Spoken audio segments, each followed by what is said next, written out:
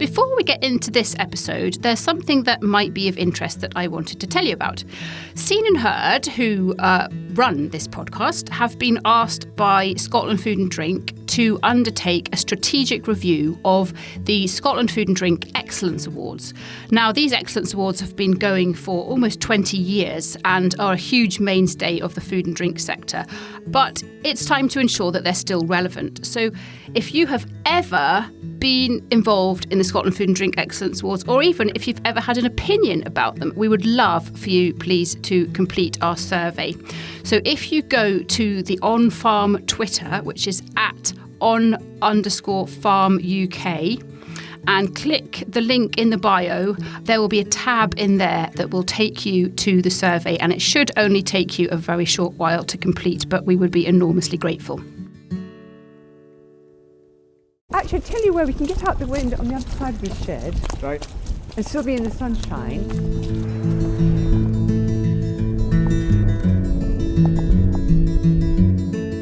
You see all these piles of wood? A year ago. Yes, right. No, do you remember? Fine, let's have a chat about that. Okay. Are you recording, Dave? I am.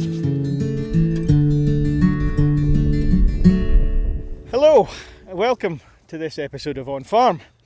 We are at Peelham Farm near Walton, near Berwick. We're probably, it's just a skip over the border back into Scotland.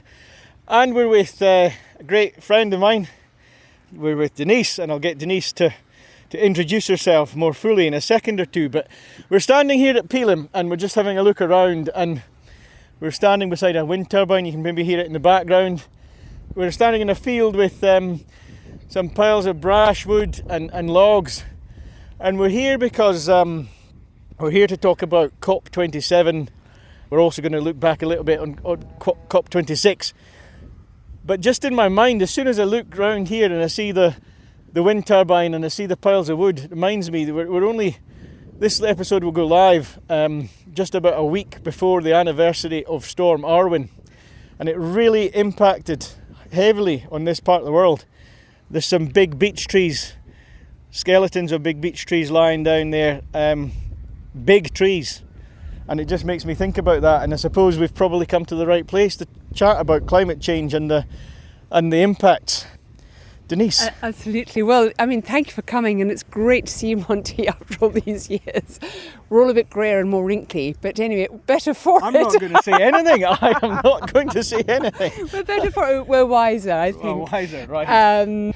To Peelham Farm, southeast Berwickshire, we're about, as the crow flies, 5 or 6 miles from the border with Northumberland and England, a bit longer by road. The farm is at the highest point is about 700 feet, goes down to 200 feet, 2 miles from the Berwickshire coast. Very, very windy, very beautiful, got amazing views. Mixed farm. We're primarily a beef farm with some sheep and pigs. We don't do arable anymore, apart from a little bit of forage for our cattle. And we're organic and pasture for life as well, sort of certified and audited. And nature-friendly network, because yes, nature-friendly. The sign on the end of the shed there. Yeah, so we're members of the Nature-Friendly Farming Network, and I've currently taken on the chair of the Scottish NFFN, which is very exciting, especially where we are with the potential for farming to address issues of climate and biodiversity. But yes, your reference to Storm Arwen, what we're looking at in front of us, used this time a year ago, was a thick, mature plantation mixed woodland, and now it's nothing. It's just piles of brash and cut logs. And that night, in about the space of 4 or 5 hours, we lost between 800 and 1,000 trees. You've no idea. The wind just literally, well, not that we were in the middle of them, but it just snapped the heads off these mature beech. We woke up in the morning realising, my God, that climate change is very powerful. That wind was very, very powerful. We had cattle actually sheltering the trees, believe it or not, because we have our cows out as much as possible. And an in-calf cow was killed by a falling tree. Oh, right. And a couple of injuries. But, it was just astonishing. So this, our landmark has changed. The farm character has changed. It sounds different. The sound's different. The wind plays differently. All the familiar landmarks that have been our landmarks for 30 years, it's just gone. You've been on a journey to try and mitigate the farm's impact on the environment and on the climate, etc., for some time. Does it make you more vociferously want to do that when you see this? It's very real now. Well, yeah, it does. I suppose my background is as an ecologist. So there we've been farming for, actually more than 30 years now. And my whole kind of vision was that farming can and should be much more nature friendly, and farms have got this potential to really support biodiversity. I never really imagined how powerful climate change was. I suppose we've always thought of it that it's an issue with the global south, but that night it really hit home very hard. It's not so much more vociferous, but much more convinced of the urgency of the situation that we're in. These heavy storms are climate change happening up here on our farms. Around us. And of course we had the drought during the summertime. That was also climate change, and it was just quite extraordinary. I actually took out a temperature probe onto a stubble field on a farm neighbouring us, and the Saturday morning, in the middle of the drought, the stubble on bare earth was 33 degrees. In the ground? In the ground. And so I then brought the probe up, and this wasn't to kind of demonstrate a point, or it's not about halo polishing. I thought, well, actually, let's just see what grass and vegetation are doing. So I actually temperature probed through thick grass, and it was 21 degrees. So suddenly we've got this very clear difference. But anyway, climate change, and actually that example demonstrates what farms can do to mitigate heat and climate on a local scale. But going back, actually before Storm Arwen last year, because this episode is going out just at the end of COP27. So COP26 Glasgow last year. You were along as a delegate. Well, not as a delegate, but certainly involved in a number of fringe events. Yeah. Really to talk about nature-friendly farming, and also to talk about localising food chains. And in fact, to one event, to maybe demonstrate a point, which is the value of livestock on farms to biodiversity and, yes, climate change. I actually took a cub hat from the farm underneath a cheese cloche in an IKEA bag on the train from Berwick to Glasgow to demonstrate the value of dung as part of a functioning ecosystem. And that particular event, it was really making the point that unless you bring the function back to our landscapes, and as farmers we can do that to the areas that we farm, we're not going to do things like cycle carbon or cycle nitrogen properly and effectively. So the most important thing there is organic matter. And hey, guess what produces the most amazing organic matter? But cows that graze walk organic matter into the ground and then poo on the ground. But what is important, and this is an issue that we have to address as farmers, that the poo has to not have anthelmintic residual chemicals, because we need to encourage all the brilliant invertebrates that bring all the organic matter into the soil, and also incidentally feed our iconic birds like curlew. Curlew used to be regular visitors to all of our farms. They are now critically endangered, primarily, and I'm a farmer, but because of farming, we need to address it. That's one thing that you touch on there about the anthelmintics. That's the key active chemical in the wormers that we use for livestock, sheep and cattle in particular. We are all, what's the word I'm looking for? Probably lectured, probably taught. The vets, we've done some work with Morden on the podcast, and we're taught about the importance or it's rammed home to us, the importance of cutting anthelmintic use, but it's usually talked about because of the issues around resistance. So that means, if we overuse the same chemicals all the time, then actually they lose their effectiveness because the worms become resistant and they're no longer effective. But Denise is bringing a different angle to that, which is about the actual what's in the cowpat and what's left in the cowpat to feed the soil and to feed the birds, basically. Yeah, it's very significant because actually the humble cowpat, once it's deposited on the ground, and incidentally, this is another key, this is quite an ecological concept, deposited on the ground onto grass that the cow is also eating. So you get this cycle. The cow's grazing, poos on the grass that it's grazing. But as the cowpat dries, it presents different habitat structures for different invertebrates. So, when it's sort of, wet and still a bit soft, you start getting invasion by dung beetles. Dung beetles are brilliant. They draw organic matter sometimes 2 meters below the soil surface, both vertically down and horizontally.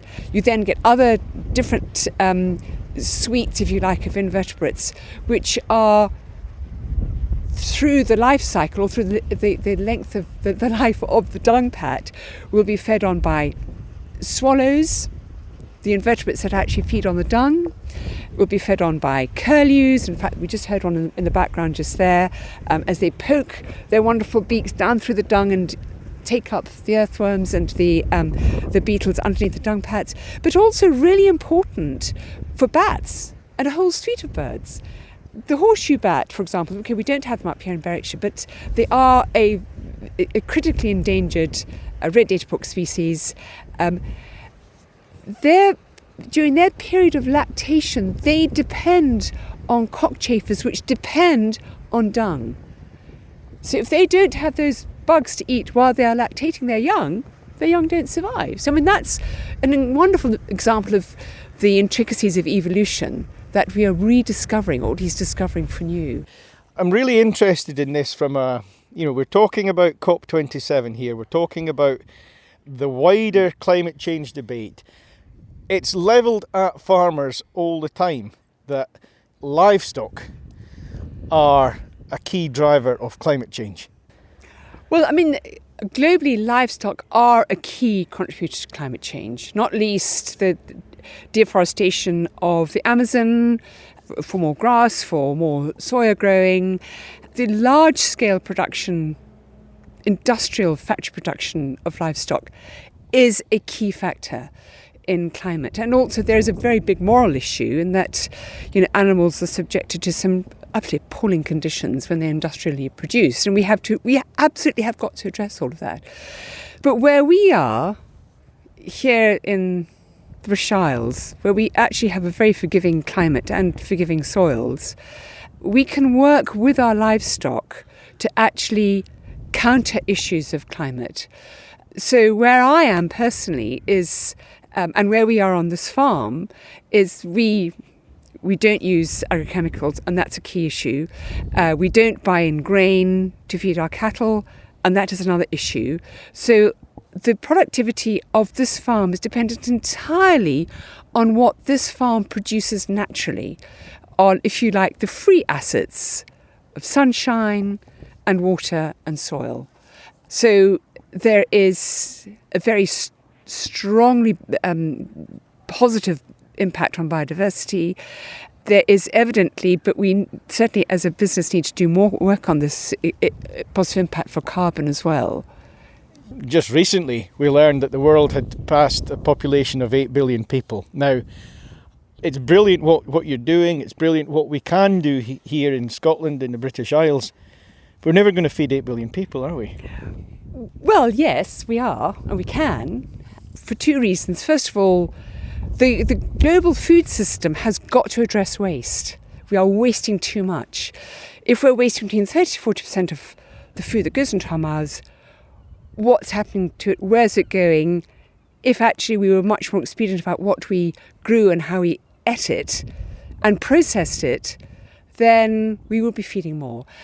the other issue is Food and Agriculture, the FAO of the United Nations, they estimate that we're growing about 2.5 billion tonnes of cereals a year globally. It's widely acknowledged that we probably need 3 tonnes per person of cereals in terms of calorie intake.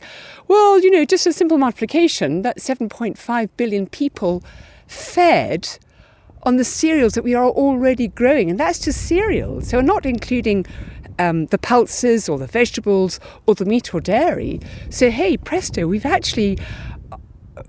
growing probably double what we need for the current world population. So if we address the waste factor and distribution, then we are feeding the planet. And actually at least 60% of food poverty globally is because of geopolitical tensions. I mean, look what Ukraine has done. Yeah. Look what's happening in sort of northern parts of Africa.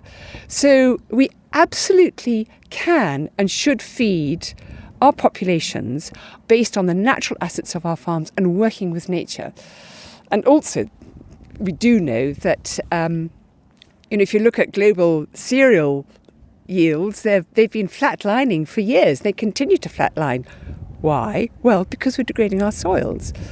So if we start improving the biodiversity of our soils and start looking at soil organic matter, then we start increasing productivity and long-term productivity. I think you touch on something very important there, because there's so much learning, there's so much going on, there's so much thought into improving soils and building up that soil resilience here in Scotland, here in the British Isles. There's so much of that.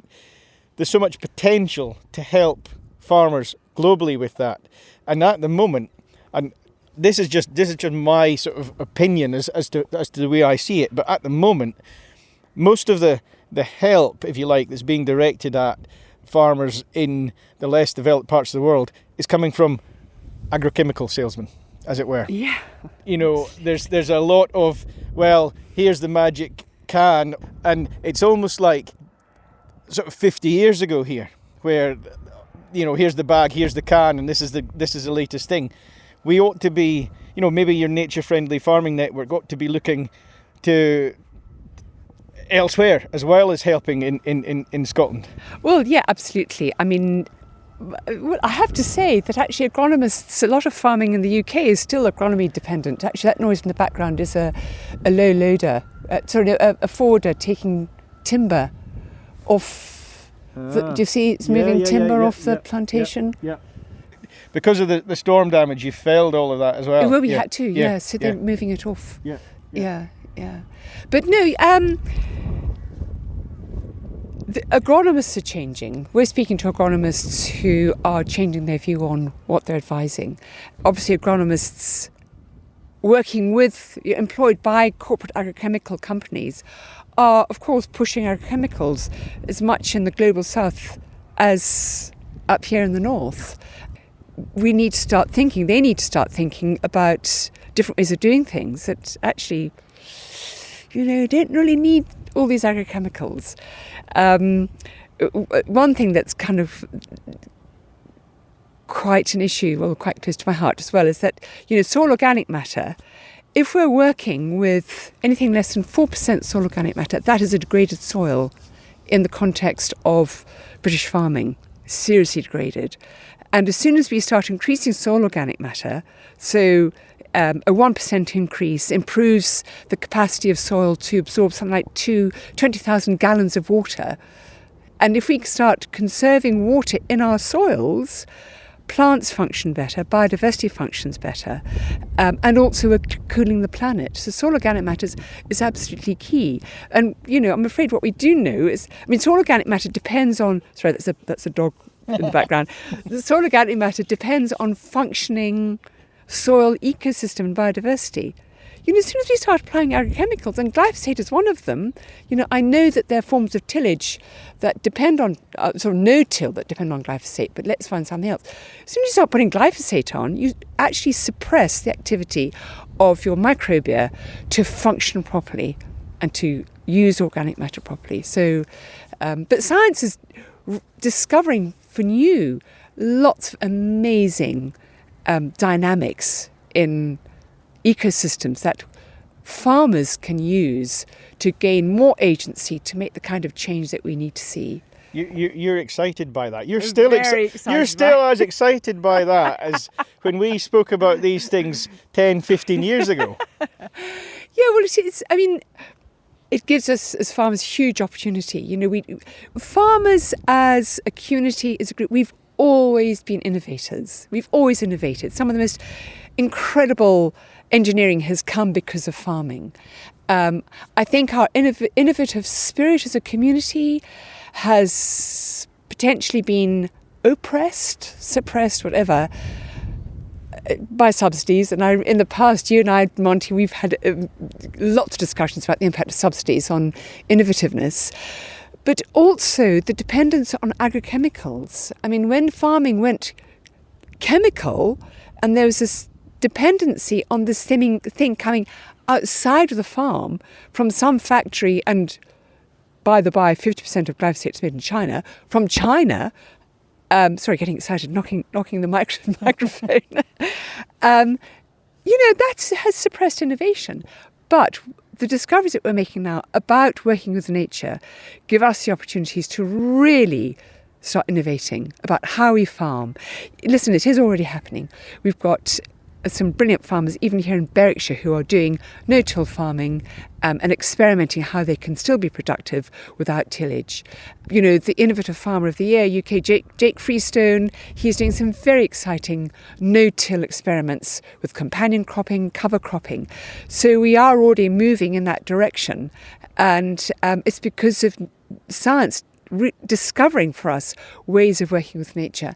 In a way, it's rediscovering. It's old science. It's where we were before the agrochemical age. Anyway, it's about rotations. It's about just mixed farming and just being more clever with the resources on the farm. Yeah, that's right. I mean, but it's not going backwards. No. And actually, the no-till, don't forget, we've been ploughing for a long time. I think the history of farming started with the plough. It's 10,000 years of ploughing. I've been 10,000 years. Have I been? Yeah. So no-till is a really important discovery, and we're rediscovering a lot. And actually, don't forget, also what's very important in all of this is these new discoveries or these new revelations of what has been and all the rest, is actually sharing it. And as farmers, we're gathering more information and more knowledge. And what's becoming really important is farmer-to-farmer sharing of knowledge, peer-to-peer sharing. So us gaining agency with innovative mindsets, part of that is the real critical farmer-to-farmer work. And actually, I'm involved in a CATIF, a Knowledge Transfer Innovation Fund project, which is an all Scotland project, working with Nourish Scotland, Pasture for Life, NFFN, Soil Association, Land Workers Alliance, Propagate, and all a really exciting group of organisations have come together to share this knowledge. The group I'm involved in facilitating is actually biodiversity and profitability here in the Scottish Borders, inviting a group of farmers together to basically have a conversation about how we address issues of climate and biodiversity on our farms and how we share new research and new approaches. That is gaining such good traction in giving farmers confidence to be innovative and to experiment and to see what works on their farms, and then cumulatively what will address a public good issue of climate and biodiversity improvement. Hopefully this podcast can play a bit of a role in that knowledge transfer role. I'd like to think we're doing that, but going on to that, you're talking about the impacts and the changes, etc., that can be made on farm. Back to what's been happening here at Peelham. You've been here for 30 years. Do you want to give us a little sort of potted history of the timeline of where you've been, how the farm has evolved, and how it's evolved, particularly with those sort of those thoughts in mind, building biodiversity and combating climate change, etc.? Yeah, sure. So Chris and I came into farming as new entrant smallholders. And way back 30 years ago, new entrant smallholders were looked at kind of with a sideways glance as, if you like, intruders into the traditional farming community. But we both worked full time. We got the chance of 20 acres. We always wanted to farm. We met at agricultural college. You know, Chris's first job when we were married was actually a general farm worker on a farm in Northumberland. So we always had this dream to farm. So the 20 acres came up actually just over the hill, and the family from whom we purchased 20 acres, one of the family members, Amanda, our business partner, had the farm next door, invited us to farm with her. So 20 acres became 200 within about 2 years. Peelham then came on the market, and that added another 400 acres. That was within 5 years. So that's kind of how we started. But from the word go, because of my ecological background, I always, if you like, felt very strongly that we should be farming for biodiversity. We also, Chris and I, had the vision to sell direct, not least because as new entrants, we didn't come in with, you know, dad or granddad on our back saying, this is how you do it, this is how we've always done it, you're not going to change, you know, and I've been working on this farm for X years and you're not going to suddenly change the enterprises and ruin that kind of thing, which really does happen.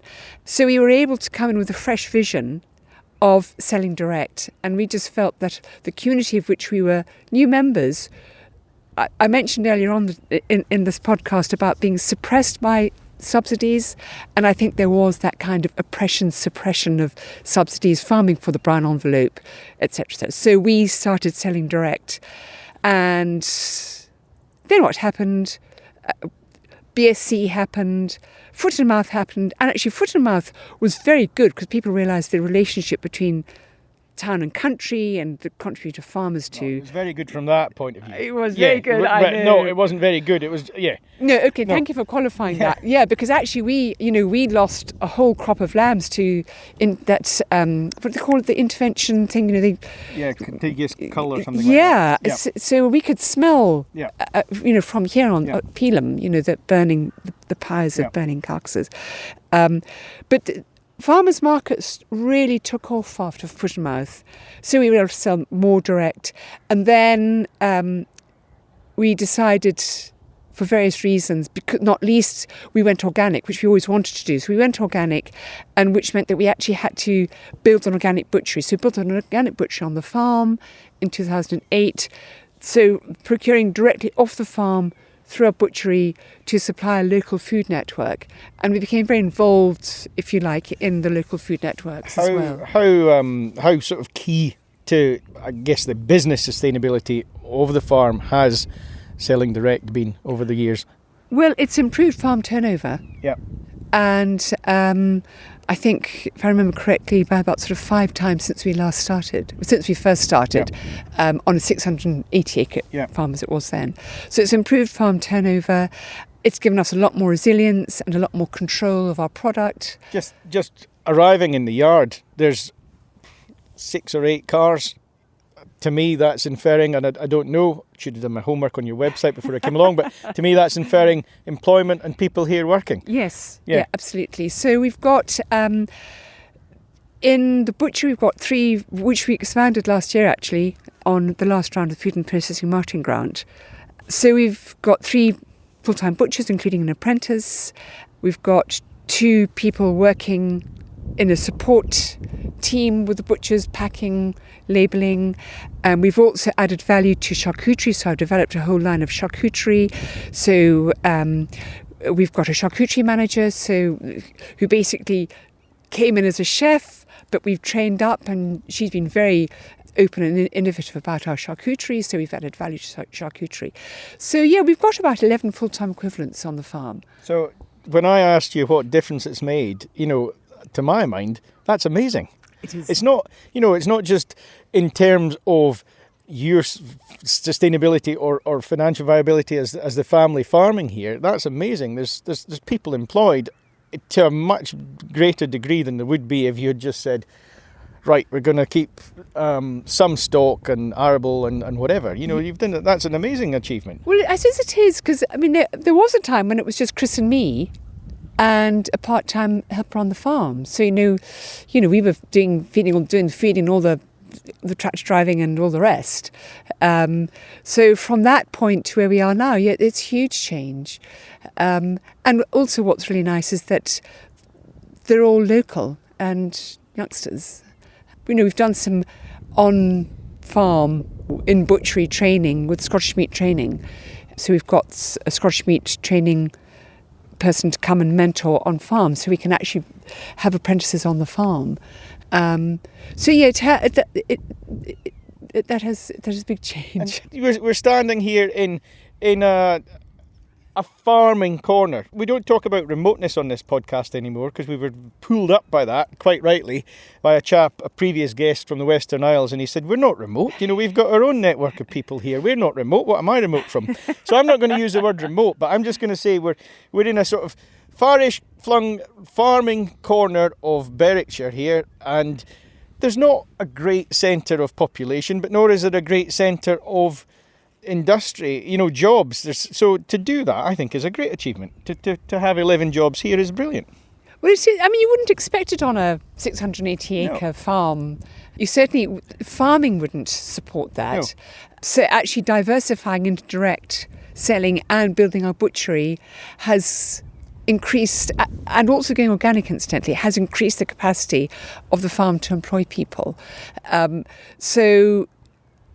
We've got employees who've come from the local towns, from Churnside, Eyemouth, Paxton, and our head butcher actually is a local farmer's son who came to us straight from school and has trained out to be, we trained him as an apprentice, and he's absolutely brilliant. So we've got a really good team.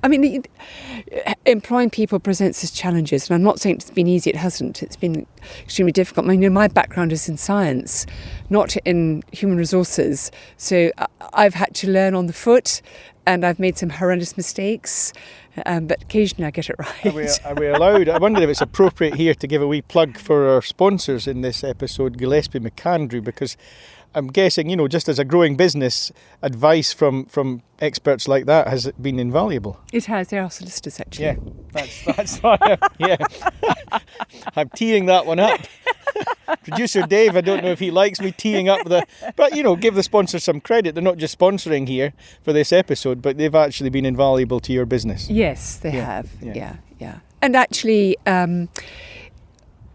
invaluable in terms of the history of our business in restructuring and succession.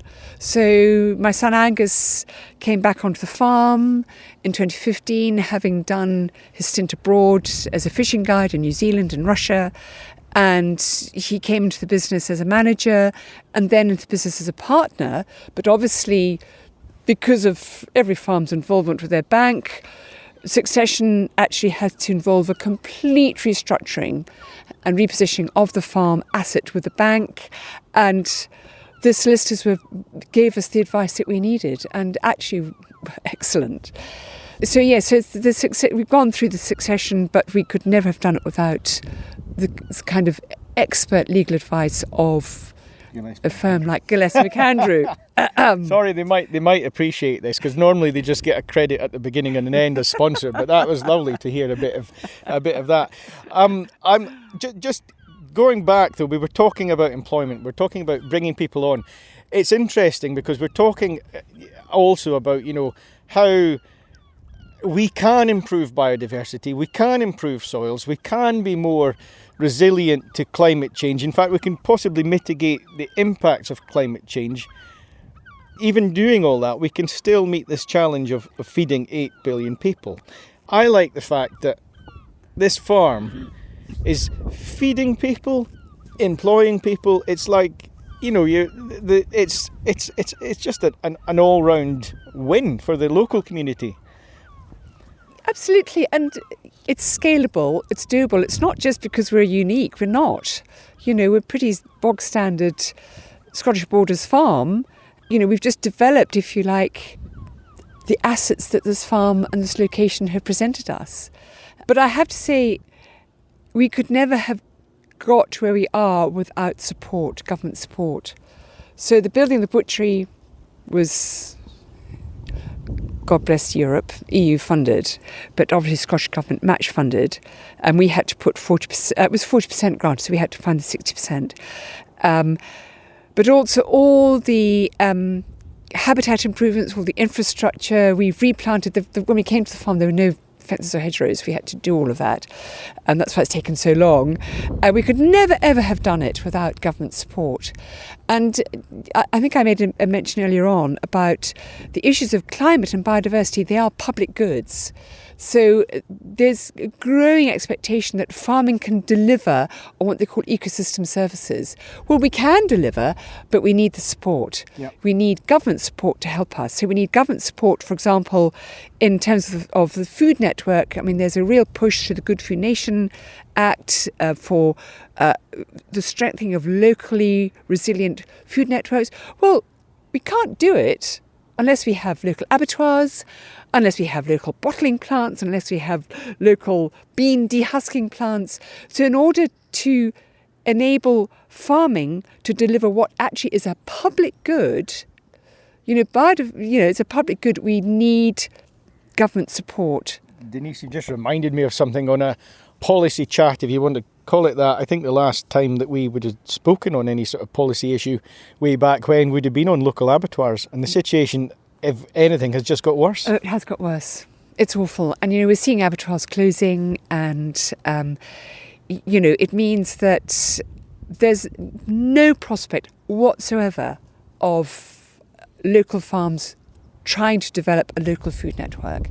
At the moment, what we do, for example, is our livestock go every week. So we procure off the farm every week because of our butchery.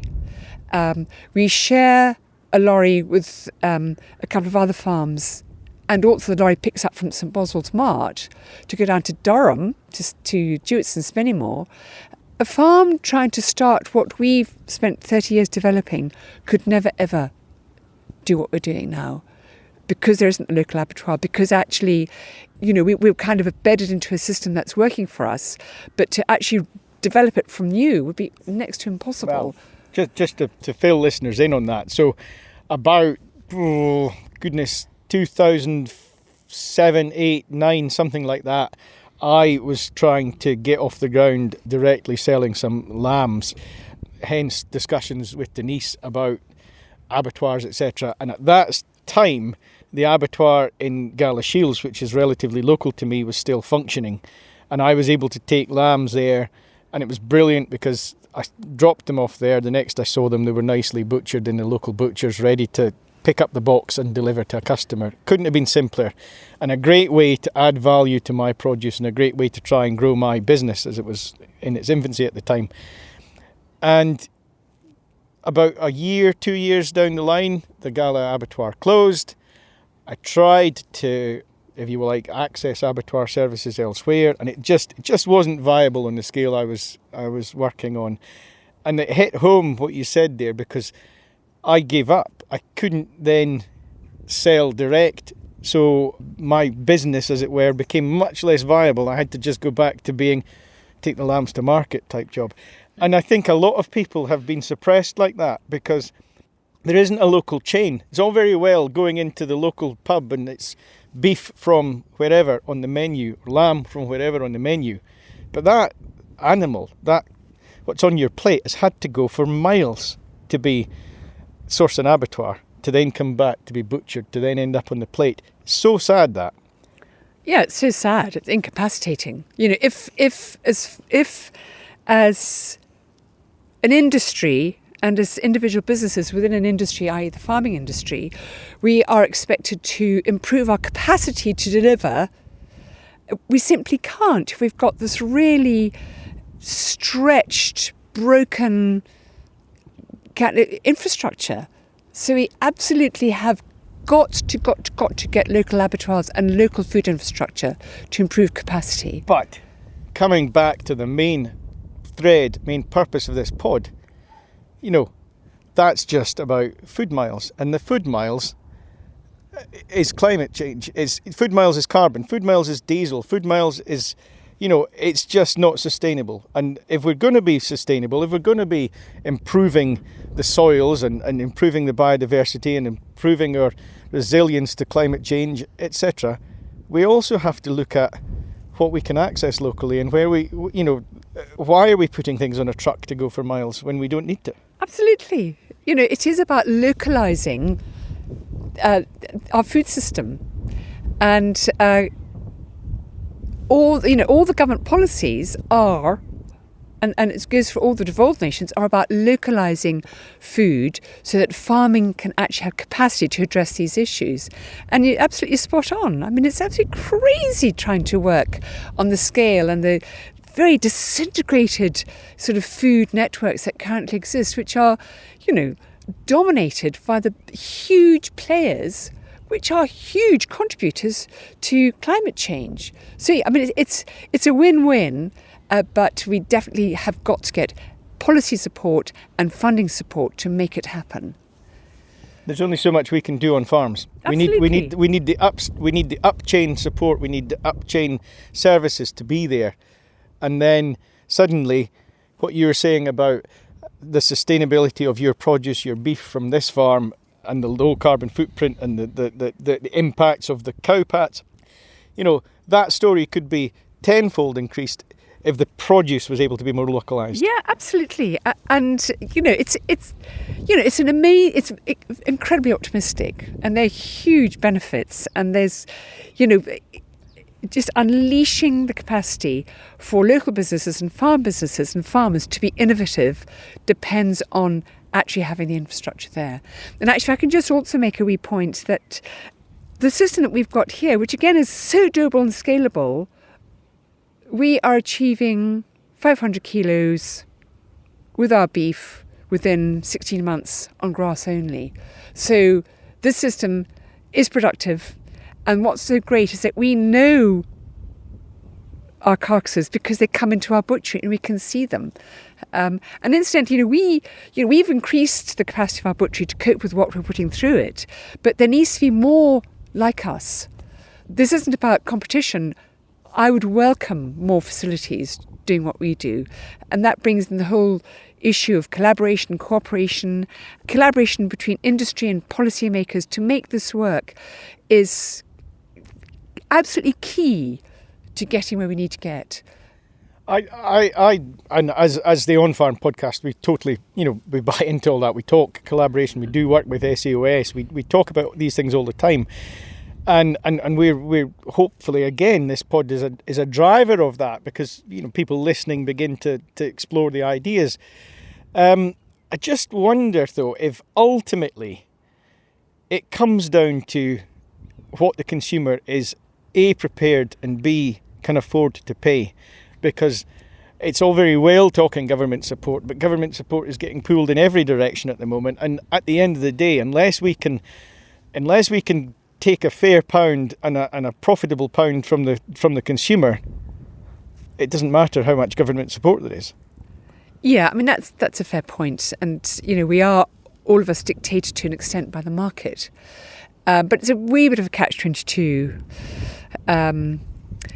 We've got multiple retailers, very, very powerful in the marketplace, running loss leaders all the time, cutting each other's costs all the time.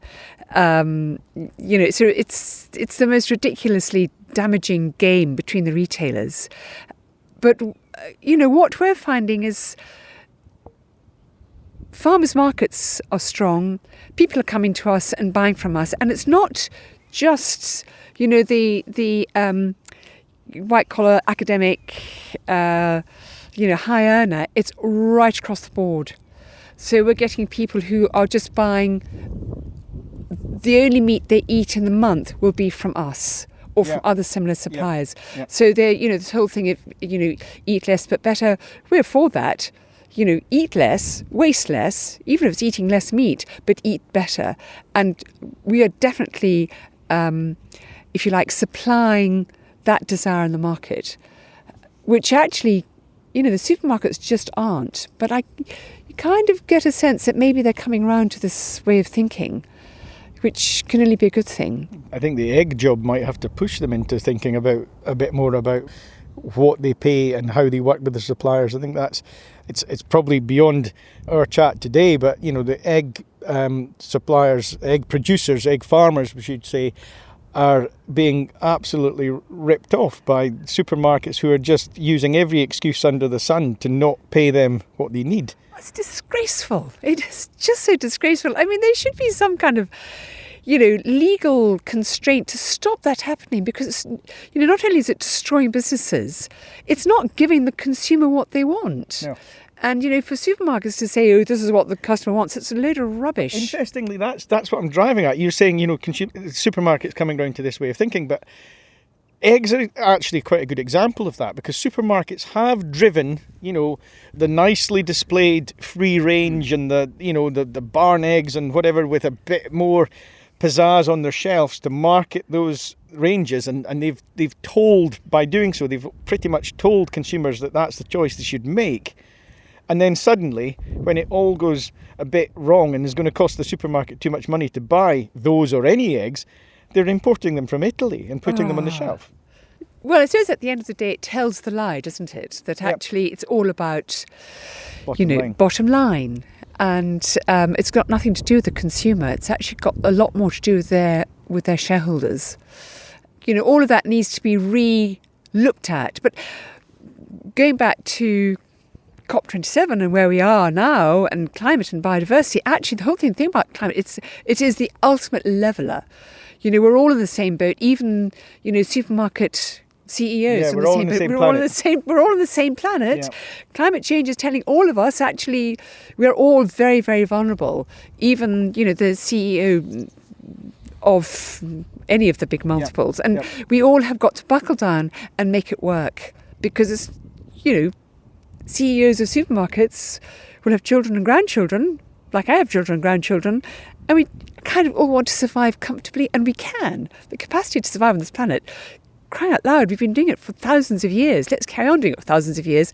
But not because supermarkets are just chasing the bottom line for the sake of their shareholders. Their shareholders have children too. I love that. I love that positivity. Sometimes when you look at the destruction around here from Storm Arwen or whatever, and you get into climate change discussion, it could be, we could end this podcast on a gloomy note, but I love that positivity. We're going to come through this, and we've got some answers here on farms, and we've got the soil that we can work with, and the animals that we can use and work alongside have the answers. Yeah, absolutely. Got the answer beneath our feet. Yeah. But we've got to do it together. We've got to do it as a partnership, as a collaboration, industry, policy, government, farmers, businesses. We can do it. And some of us are doing it. We need to do a lot more. We need to do a lot more here at Peelham. And working with other farmers, we know we can do it together. It's very, very possible. Even just the little touches you're bringing in here at Peelham, the quarter horse rather than the quad bike. Yes. It's fun as well, isn't it? I know, it's really good fun. And, when Angus, my son, goes out checking cattle, instead of coming back cross and, on a bumpy old Can-Am sinking of fuel, he comes back actually having a really lovely ride. He's done his job. He's in a much better frame of mind. The horses enjoyed it. And it's much more sustainable. So the prospect of another hire purchase agreement to cover another £20,000 for another Can-Am. Other buggies and quads are available. Let's not beat Can. No, that's fine. We're not the BBC, but let's not beat Can-Am up too much. I've a good friend that sells John Deere Gators, and they're probably just as bad. Okay, just any zooped up 4-wheel drive golf buggy. Yeah. Angus, my son, a quarter horse came to the conversation. He started having a conversation with quarter horse schools and breeders down south, and hey presto, the possibility of a quarter horse instead of a 4-wheel drive zooped up buggy that was going to cost 20 grand became a possibility. So got the quarter horse, and it's working a dream as long as she doesn't go lame. And also there's a possibility of an equitourism diversification project. Right. Watch this So space. watch for, this space. Watch this space for Ranchers Are Us. Yeah. Yeah, absolutely. Yeah, and lots of horse poo and cow poo. Yeah. Cool. So, Denise, it's been great to catch up. COP27 is just completing as this pod goes live. From this corner of Berwickshire, from Scottish agriculture, what are your messages? Give us 3 key messages for anyone interested in these issues of COP27. Okay, well, if I can frame that a wee bit. So last Saturday was Agriculture Day at COP27. Okay. And our respective NFUs, Scotland, England, Wales, Northern Ireland, they came together what they wanted to see. And I think what they came across in common was actually green energy, green tech. So my immediate response to that was, yes, farmers can do green tech, but actually all of that depends on an outside factor or force or provider. And actually we can do an awful lot on our farms with what is beneath our feet. So lesson number 1 is we've actually got the answers, and we've got agency of the answers here on our farms. And most of it is beneath our feet. So we can be up to a point, make decisions on our own without depending on green tech coming in, or dare I say it, but it's perhaps a discussion for another time, genetic engineering coming in, which depends on agrochemical companies off the farm and, way off somewhere else. Beneath our feet being the plants and the soil we're working beneath our feet, and also recognising what the free assets are. We've got sunshine, we've got water, we've got soil. Let's use those to their full capacity and reach what's called the maximum sustainable output on our farms and work with nature. So nature has given us the answers for millennia, and it will continue to give us the answers, but we need to work with nature to make sure the answers go our way. So beneath our feet, work with nature, and also having confidence in our own abilities to be innovative. So changing to an innovative mindset to explore the possibilities that are on our farms staring us in the face. Work together, learn together. Work together, learn together. Absolutely. Couldn't put it better myself. Denise, thank you very much. You're welcome. Great chat. Thank you very much to our guest there, Denise Walton, here at Peelham Farm in Berwickshire. It's been great. It's actually been very good to be out on farm again. We love recording in situ on site. It's great. I hope the listeners appreciate that. You can hear the sounds of the farm behind us. Massive thanks to our sponsors of this pod, Gillespie McAndrew. Thank you also to our listeners for your support. And I must just ask, you heard Denise say throughout our chat there about knowledge transfer and sharing of ideas and inspiring others. Please do share this podcast. Pass it on to anyone who would like to listen. Share it on social media. All of that helps us, and it helps us with that knowledge exchange, if you want to call it that. So that's it. I've been Monty, and that's it from me, and bye for now.